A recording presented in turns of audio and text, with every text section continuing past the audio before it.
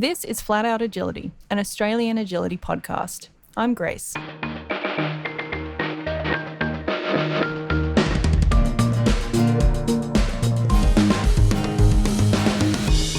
Back in July 2023, I got a puppy I named Topaz, with the goal to train her for agility.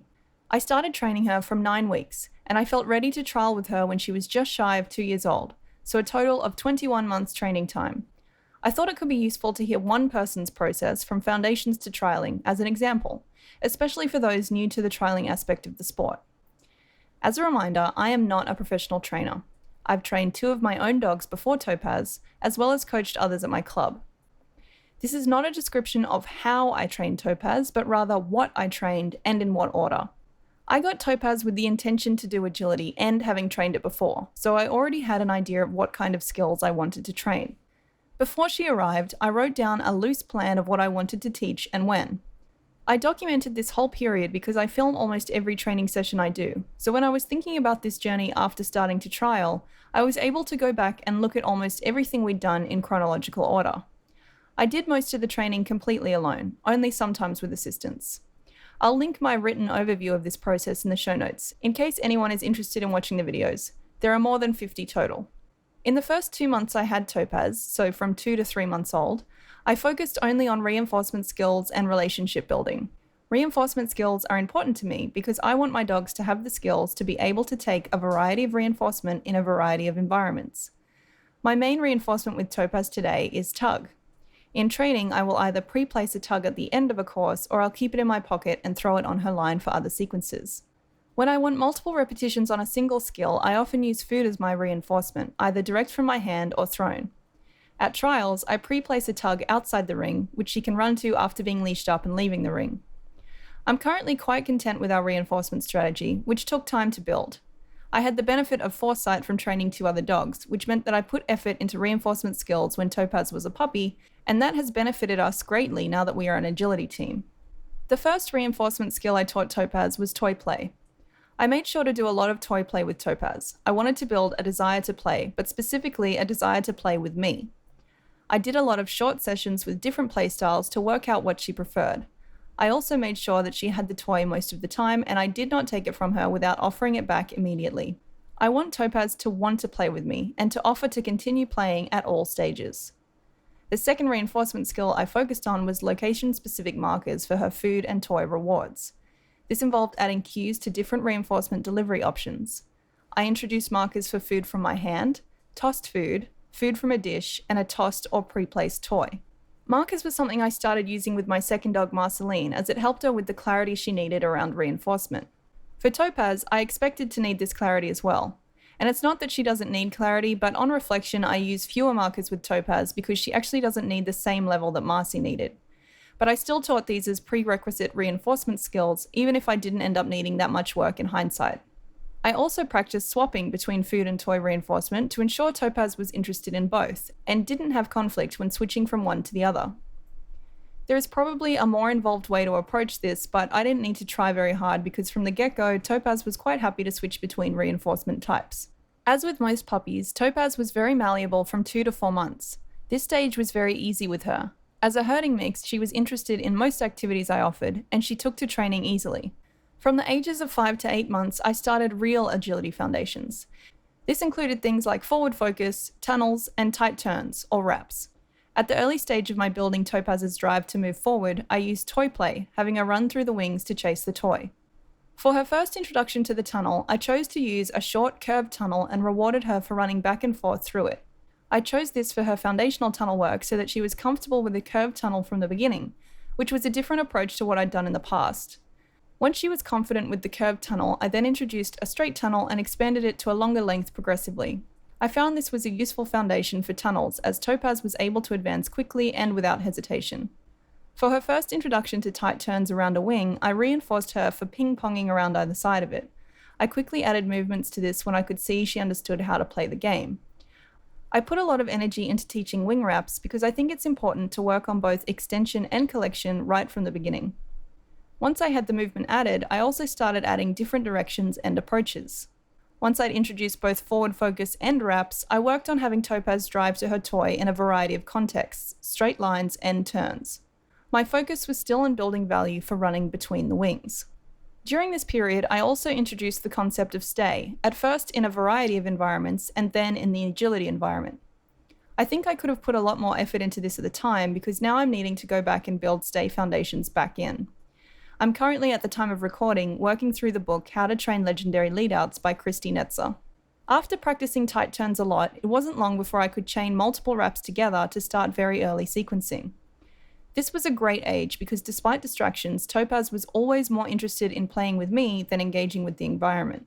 By building up pieces of skills during this time, I was able to get Topaz succeeding on first tries for more difficult behaviors. I also made sure every repetition was dynamic and with a high rate of reinforcement. This meant that she was better able to generalize early on. From 9 to 14 months, Topaz suddenly exhibited really challenging adolescent behaviors, so my attention on agility dropped to basically nothing and I was more focused on meeting her enrichment needs and working on lifestyle skills. At this age, it became obvious that Topaz is a dog with a high stress baseline, and that needed to be addressed before working on advanced agility skills. In this 6-month period, I only filmed 6 sessions. I worked on introducing distance, backside wraps, practicing in new and novel environments where appropriate, and teaching the straddle cue for her start line behavior. I was also able to start her jumping at 200 once she was older than 12 months. From 15 to 18 months, my focus shifted to sequencing, teaching new techniques and testing different handling options. This was our time for figuring out how to work together as a team on course, and what kind of handling I wanted to do with Topaz. I also moved her up to 300 jumping height. But this is also when conflict started to crop up.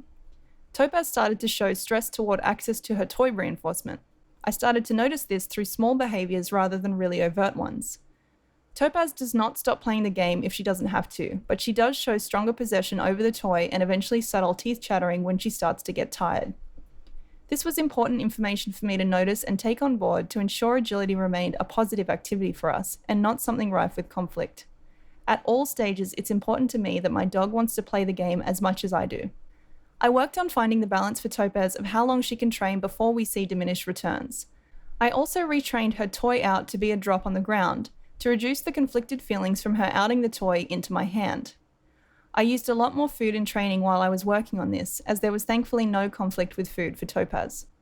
During this period, I also started to add in more difficult techniques like layering, which is putting obstacles between myself and the dog, and obstacle discrimination, which is asking the dog to choose the correct obstacle when it's not initially obvious from the line.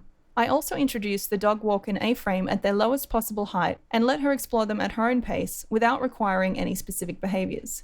This was to ensure she wasn't afraid of them for when we would encounter them again later. This was also when I put a lot of effort into a rear cross. I'd never trained a rear cross before, but by this stage I knew how fast Topaz was and I knew that I wanted to have a really solid rear cross behavior. I introduced it on the flat first by practicing a tandem turn and adding a cue to it. Then I started to add that cued behavior to a wing jump and then into sequence. From ages 19 to 21 months, I focused on 2 main skills: weaves and contacts. This period of time fell over what is Darwin's wet season, which meant most training had to be indoors due to rain. For the contact behavior, I started the 2-on 2-off method on a raised platform at home.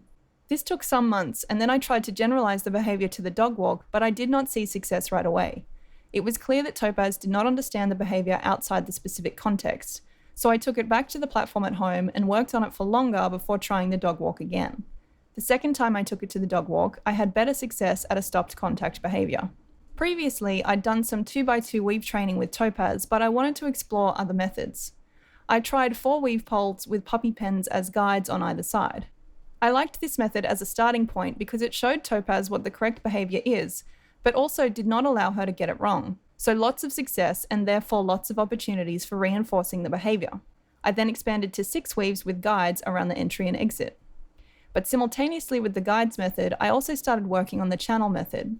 This method uses zigzag weaves to create a channel for the dog to travel through, which narrows over time until they're eventually weaving. I continued doing many sessions of weaves using both guides and the channel.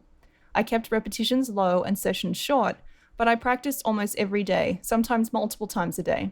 I then started taking 6 weaves to new environments and adding a single jump to teach Topaz how to get the entry and exit to and from a jump.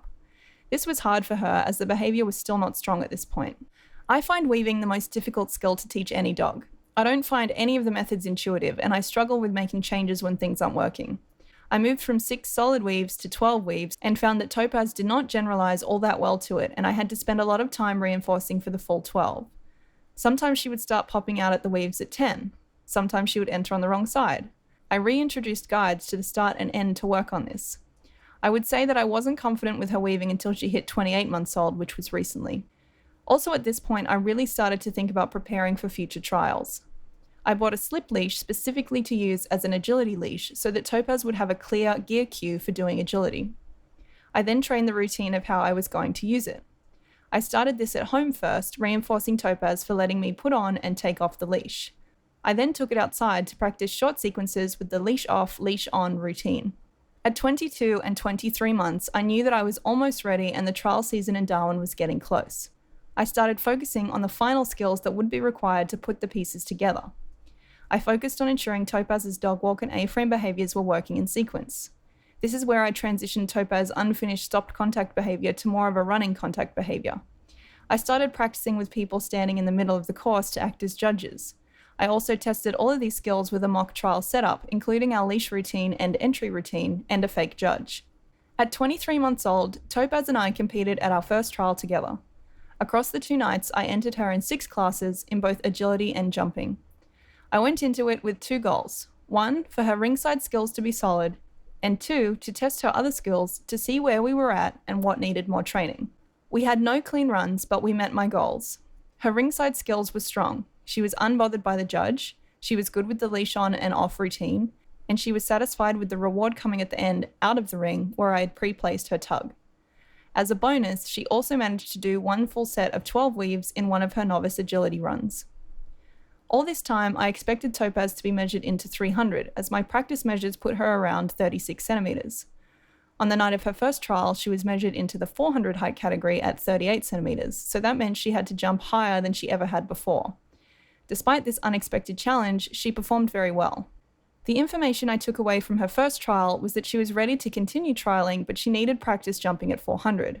I made sure to do that before our second trial.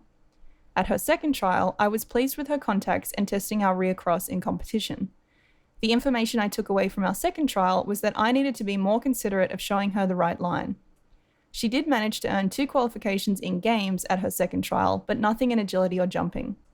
By our third and fourth trial 2 months later, Topaz received her first qualifications in jumping, and at her 6th trial, our most recent and last for the season at the time of recording, she got her first qualifications in agility. A big part of our trialing journey so far has been me relearning to live in the moment and enjoy each run as it comes, without getting distracted by future goals, potential qualifications, or the internalized pressure I feel at trials. When I can get my mindset right, we do well in trials. So this doesn't capture the entirety of Topaz's training journey, but I hope this exploration has been useful to get at least one picture of what it can look like to train from foundations to a trialing level. It took 21 months until I felt we were ready to trial. I think this is a reasonable amount of time, but that's not to say it's going to be the same for all dogs. If you have an older dog that takes well to training, you might find you progress faster. When you get a puppy for agility, you have to both raise the puppy and train it, so there's differing priorities. It's always best, in my opinion, to err on the side of caution and not rush into trialing. It's much harder to gain back skills than teach them well in the first place. Ask me how I know. Going forward with Topaz, my focus is on training new skills in little pieces, bringing them into short sequences, then testing them in longer courses. In Darwin, we are about to head into another wet season, which means agility training is limited by the rain and higher temperatures. It's a good time to focus on splitting skills up and training indoors before ramping back up in the new year with course running for our trialing season to begin again in April. In a future episode, I plan to explore how to figure out what to train next for handlers who are newer to the sport and trying to work things out alone. Thanks for listening. This has been Flat Out Agility. Be kind to dogs.